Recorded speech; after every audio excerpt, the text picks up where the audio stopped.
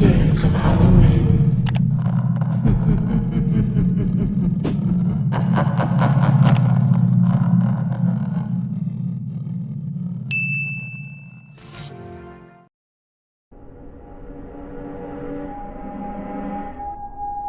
Ladies and gentlemen, my name is the Pumpkin Queen, and I want to welcome you here all tonight for my first original story.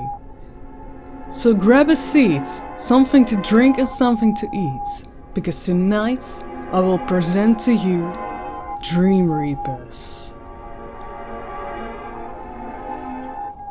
But doctor, I know it's real, I know I saw it. It was in my room. I've proof this time. I have had enough. This is the last time you came to me saying you got attacked in your sleep or almost died. But it's true. I woke up with claw marks on my chest. I don't want to hear it anymore.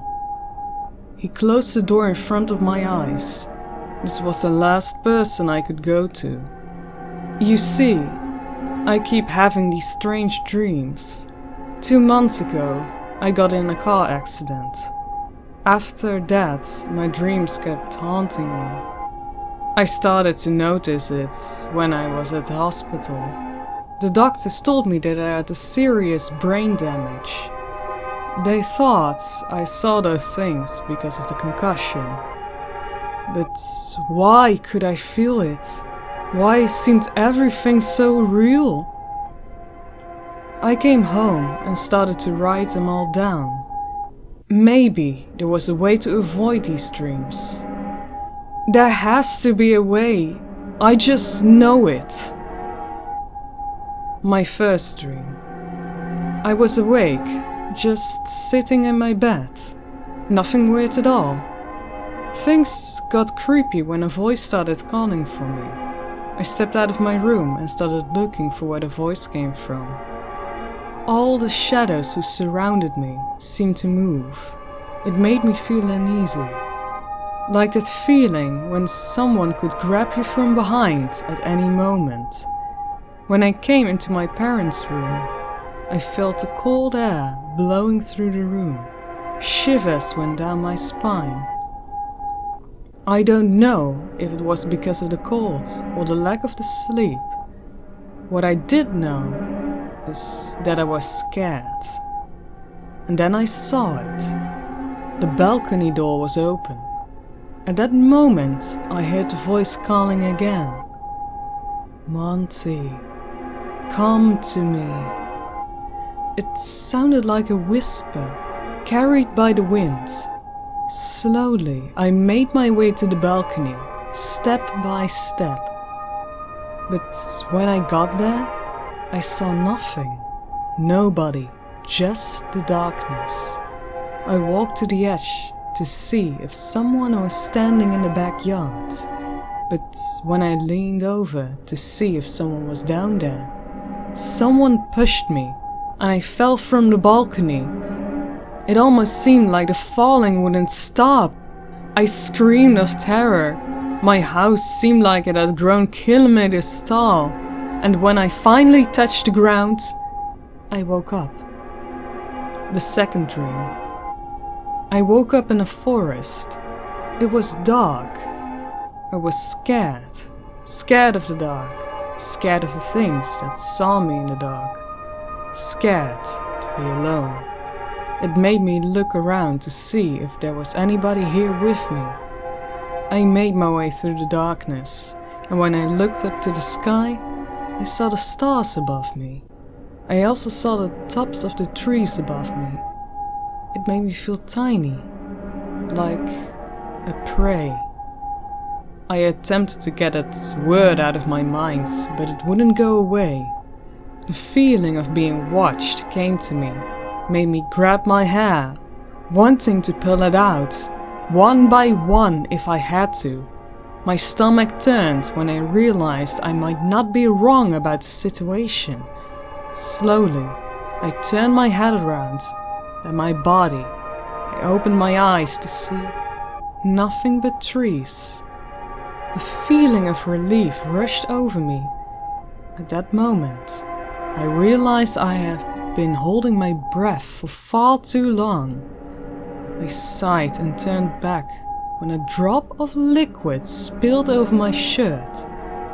At first I thought it was starting to rain, but when I looked up, there were no clouds at all.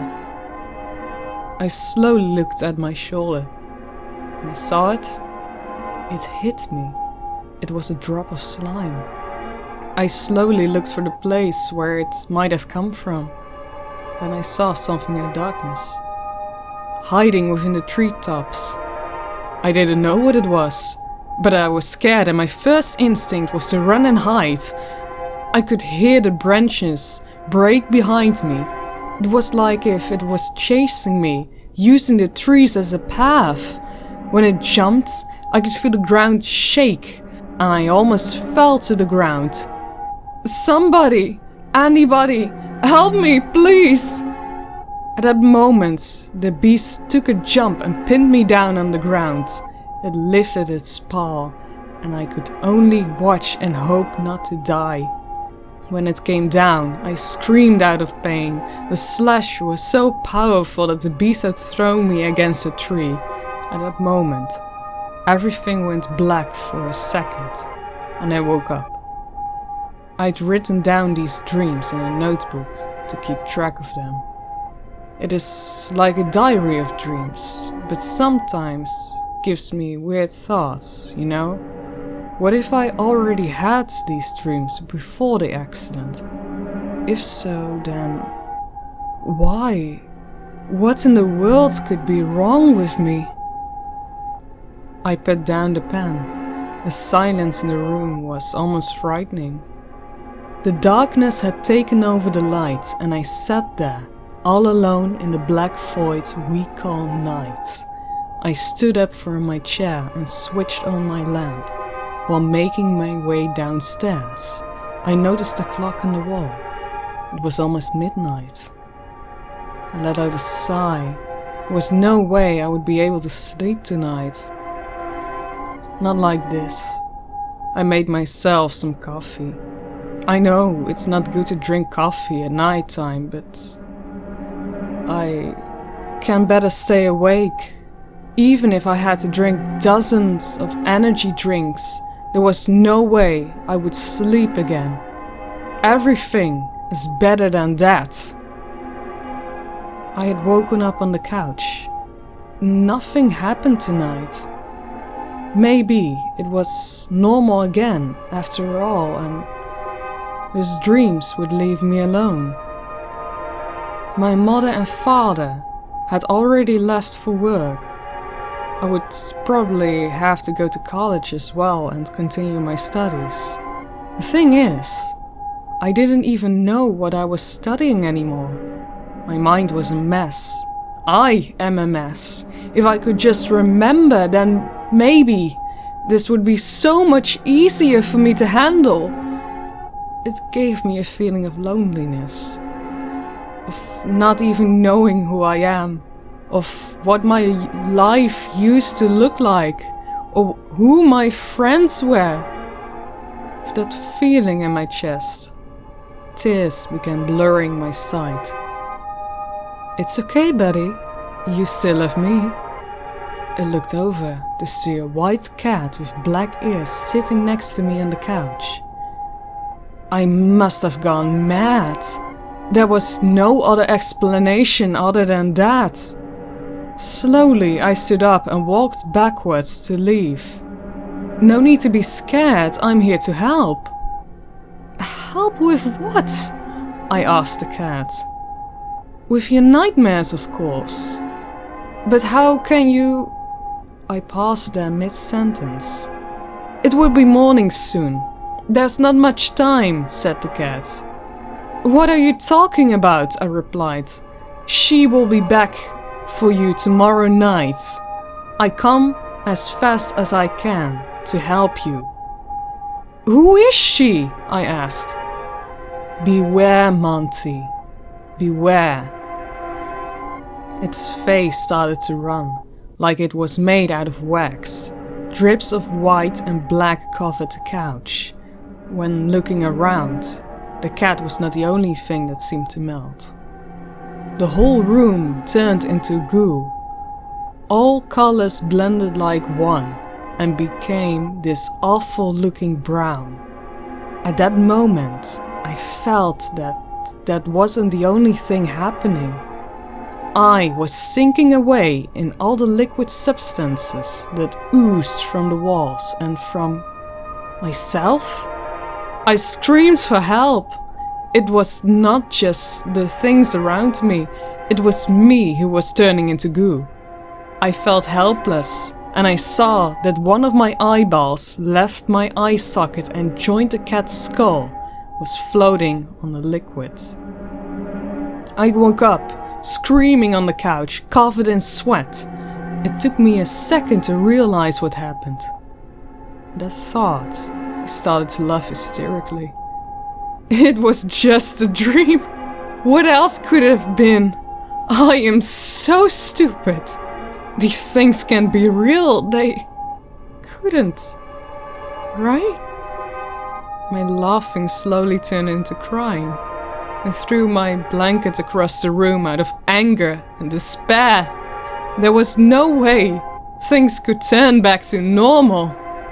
When I was about to kick the coffee table, I saw a piece of paper lying on top of it.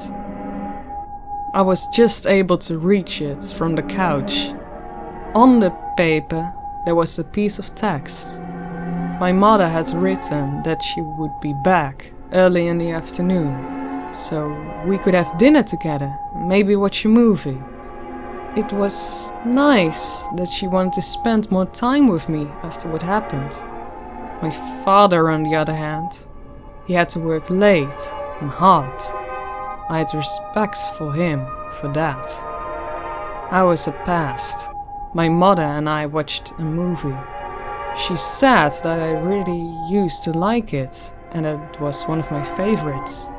But watching this movie felt like seeing it for the first time.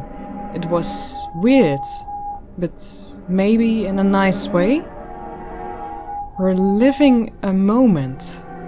Yeah, that is nice indeed. But sadly, my mother hoped to bring back some good memories with it, but that did not happen.